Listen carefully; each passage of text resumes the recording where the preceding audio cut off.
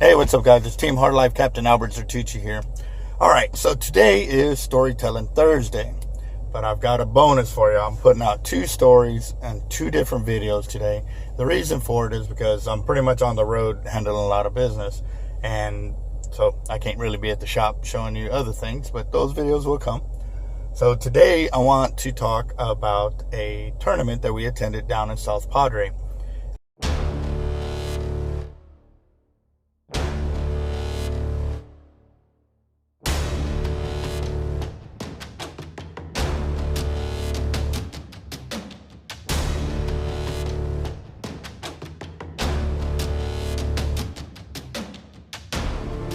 It was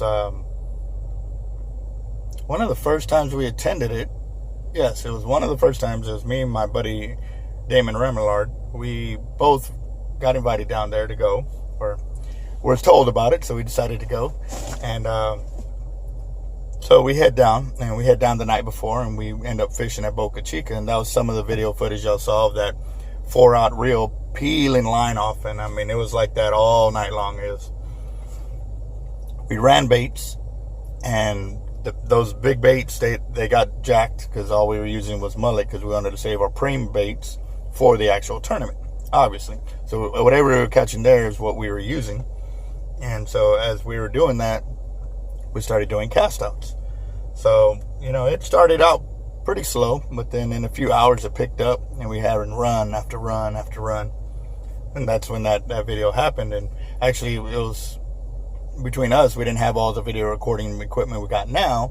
So my buddy Raj was the one who actually took the video footage and posted it to Facebook. So it was pretty nice, because all the guys that were fishing the tournament, were watching his Facebook and were freaking out that we were down there to fish. And it was pretty awesome, to go and fish in somebody else's backyard, which we had never had an opportunity to, but we were definitely down to check it out and fish it.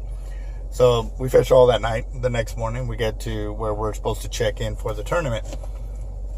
Mind you, we're a few hours early, so, Damon and Raj and Brent and me, we all pull up, and, Brent pointed out some jacks were right there in the surf. I didn't see them, obviously. I didn't have the eyes for them at that time, but everybody else did. They all, saw them, and so we got off, and Damon pretty much hooks up immediately, got himself a jack. Well, we were stoked because we had been kind of, poking at the idea of catching a live jack and letting it swim off while we were sitting there, check in, and then start letting these jacks swim out with our leaders. So he hooks up to it. I bust out a reel real quick, and we get it rigged up just so it could sit there in the first cut, and then we would wait for weigh-in. And they're like, it was probably a good, 30 minutes of throwing. We didn't hook any more. And the guys were like, you know what? We'll head further down, see if we can catch more jacks, and y'all chill here. And that way, we can get multiple jacks out there. Because what ends up happening is they work their way toward the jetty till about noontime, and then they head back offshore. So, as we were sitting there, Damon looked at me. He's like, don't touch it till the tournament starts. It's like, okay, I will. In the back of my mind, I'm like, dude, this dude's going to tear up the jacks. You're going to have like 10 or 15 waiting for him, because it wasn't our first time down in that area fishing. It was already like our second or third time, but I'd already seen what this area could do with Jack Crevalle's, and I'd seen what me and Damon could do together.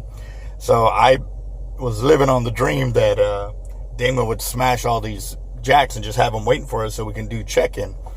And so he takes off, and I'm sitting there, and, it's a good hour or so. Not even an hour. Okay, I lied. It was like 15 minutes, and I look at Raj, I was like, dude, I'm letting it go. And he's like, dude, Damon told you not to. And I was like, I know. I said, but it's sitting right there looking so pretty, So I'm sitting there, and finally I let the reel go into free spool, and the jack takes off. And Raj looks at me, he's like, dude, you're going to get in so much trouble. I was like, I know. I said, Damon will catch more. I mean, the dude's a beast when it comes to beach fishing, especially on the jetties or whatever, And so this fish is going and going. And camp, or the check-in camp, is not even 100 yards to my left, catty corner. So other camps were already there, or other guys from South Padre were already at check-in, just kind of looking at what we were doing. They saw us do the live jack, I had it sitting there, and then they see me harness up, and the line starts disappearing off the reel. And of course, I let it go out about 1,000 yards, and it's sitting there. And Raj had never seen it. He's only heard stories of us talk about it. And he's like, "So how long do you got to wait?" I said, "Not long." I said, "Normally, once it gets there, I've started harnessing up." He goes, "Are you serious? It's gonna be that fast?" I said, "Yes, it's that fast. It never waits long for us." So sure enough, I'm harnessed up, and the reel's doing its little number where it's just sitting there, just barely bobbing. And that's from the jack trying to pull line, but can't. And then you just hit, woof, just lean forward, and whoa, the line peels off the reel. And it's funny because I happened to look back at the check-in area where all the guys were, and they were all talking, and it just got quiet. Like, you could hear everything, and they went, pin drop, boom. So it starts peeling line off, and Roger's like, "Are you serious? You already hooked up?" I said, "Yeah, I'm already hooked up." Well, I let him run. And then he stops. He gets off. And then you can see the tail whip of the jack again. I was like, he must have just hit it, and the jack's still alive. I'm going to wait. Well, it picks it up again and just starts screaming again. I'm like, he's got to be on now. So I'm waiting again. This time it stops. Lets go. It starts slacking up line. I was like, all right, cool. So I start cranking, and I'm cranking. And it tightens up again like it's going to run, and it lets go again. So I'm cranking and cranking. Oh, needless to say, I get all the way to the beach, and I've got empty hooks. I look at Raj. Raj looks at me. He goes, Damon's going to kill you, right? He thought that was probably the tournament winning fish. I said, yeah, but it got off, Me being smart, kind of deal. It shot us in the foot. But, so we're sitting there, and, we tried catching more jacks while we're waiting for weigh-in, and more vehicles start showing up. I told Raj, I said, well, let's go ahead and get in line, for check-in so we can get down the beach quick and see if we can get on those jacks. So we move off from where we were parked, got the reels back in, and we park in there. And we're sitting there, and Damon comes pulling up, and he just looks at me, and he goes, "You did it, didn't you?" And I was like, "Yeah, I did." He's like, "You did." So he's like, "So what happened?" And I started telling him the story. He's like, "You couldn't wait 1 extra hour." I was like, "Bro, I was itching. It was itching bad." So we ended up not catching any jacks. We didn't place in the tournament. And but it was our first time fishing that one, which was cool. But that night we had hooked up a monster cobia from the jetties. So we're at weigh-in over there, and it's pouring rain and everything. And I was like, you know what? This would be a good opportunity for us to pull out that cobia and, fillet it up. So we pull it out, and everybody that was still at weigh-in from after the award ceremony, their jaw just hit the floor because we pull out this cobia. I think it had like a 43-inch girth, or it was somewhere in there. I'd have to get with Damon.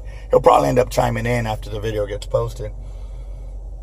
But this thing was monster. Like, I'm crating it like a baby like this, and so is Damon trying to hold the head and everything, and this thing was beast. So we're sitting there filleting this up, and they're like, you could have turned that in for biggest fish or whatever. And like, no, we caught it the day before the tournament.